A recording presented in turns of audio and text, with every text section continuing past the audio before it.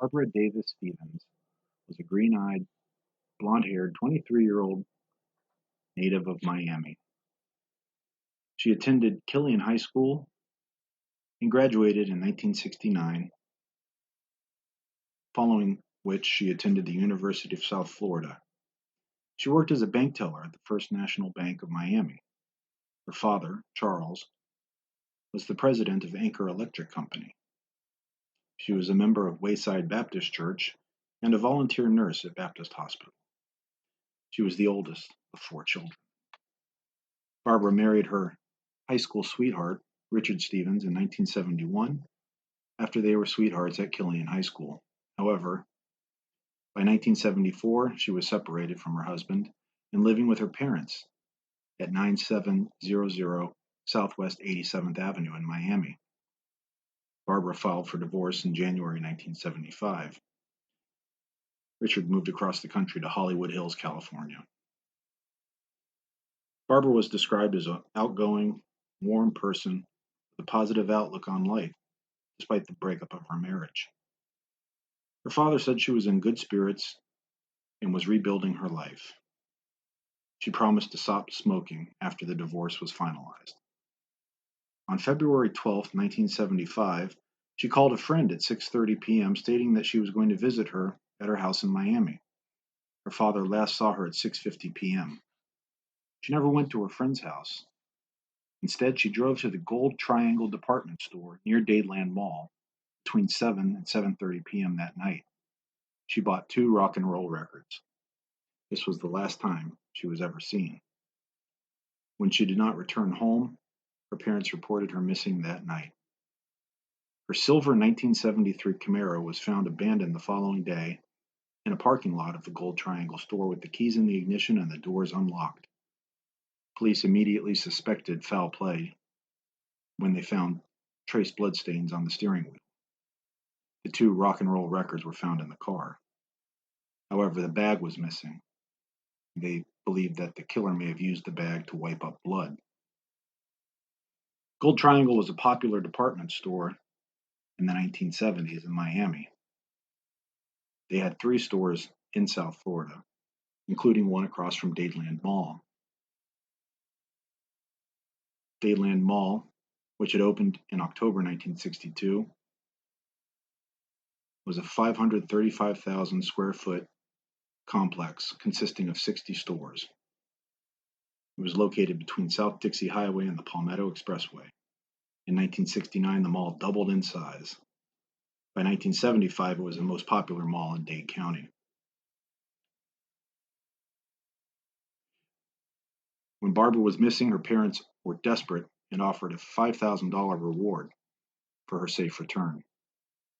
They also employed an Orlando psychic, Ann Gaiman, who met with Barbara's sister-in-law and her sister. They apparently made contact and predicted that Barbara's body would be found in a wooded area. Another psychic, Mickey Dane, identified a possible suspect. Police attempted to question Barbara's husband, but they were unable to locate him. They later learned that he moved to Southern California. He was not considered a suspect.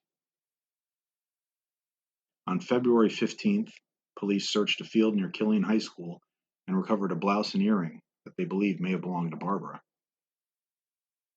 5 days later, on February 20th, 1975, police trainees searched a field behind the Sunset West shopping plaza. They discovered Barbara's badly decomposed body. David Mermelstein, who owned a shop in the mall, said that he noticed an odor that he thought was decomposing flesh. They also thought it may have been garbage, so they didn't say anything, he said. Police also found a white or cream-colored purse with a strap handle. It was unclear whether it was Barbara's purse. The location of the body was described as an overgrown, jungle-like lot behind a suburban shopping center. Her body was found 2 miles from her abandoned car and a little more than a mile from her home. Her clothing was in disarray and her slacks were partially pulled down. One of her red wooden sandals was on her right foot, and the other was found nearby. Due to the advanced state of decomposition, identification was made through fingerprints. Police concluded that Barbara had been murdered shortly after her parents saw her on February 12, 1975. There were no signs of a struggle where her body was found.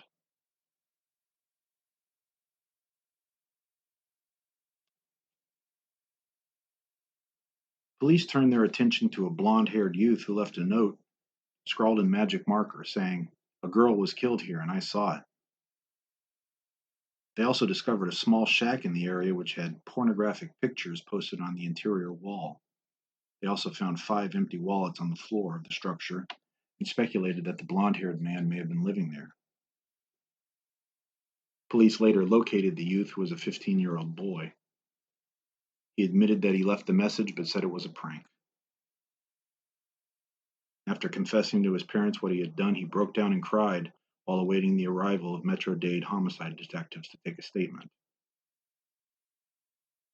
The autopsy for Barbara Stevens noted advanced stage of decomposition. They used her dental records to identify her body.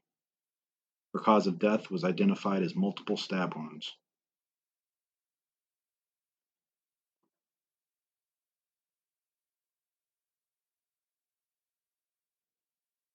A press release, however, simply stated that Barbara had died of a stab wound to the abdomen. The autopsy, however, notes that she was stabbed in the neck as well. Barbara's father offered a $5,000 reward and had nightmares about the incident. He was optimistic that the killer would be captured. Sergeant Lou Desidue agreed and hoped that the man would be caught because he felt that the killer had a compulsion.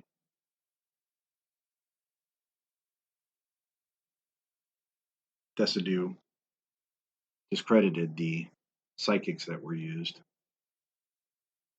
Barbara's father stated that he had moved out of downtown Miami in 1957 because of the high crime.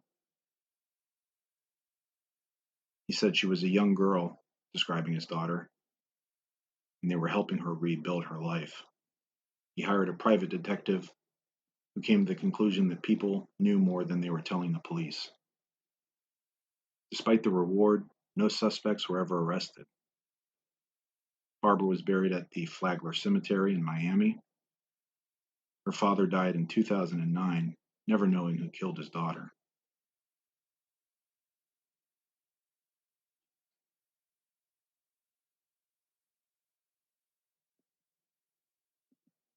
Thank you for listening. Please leave your comments below. Further episodes will come out shortly.